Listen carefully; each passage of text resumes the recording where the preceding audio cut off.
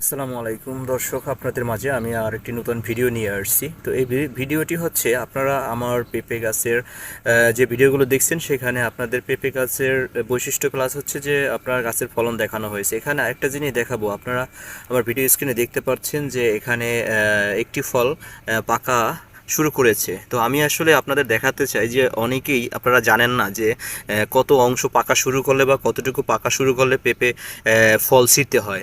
তো দর্শক, আপনারা আমার ভিডিও স্ক্রিনে যে দেখতে পাচ্ছেন যে হালকা বোটার কাছে কালার চলে আসছে, তো এটা কিন্তু সেরার উপযোগ্য হয়েছে।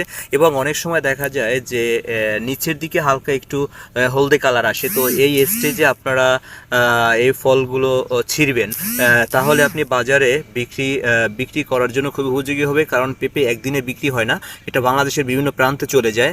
এবং এটা যদি পাকা অবস্থায় ছিঁড়েন তাহলে ফলগুলো নষ্ট হয়ে যায় চাপে। তাই এই স্টেজে আপনারা এই ফলগুলো ছিঁড়বেন এবং তাহলে বাজারে ভালো মূল্যে বিক্রি করতে পারবেন।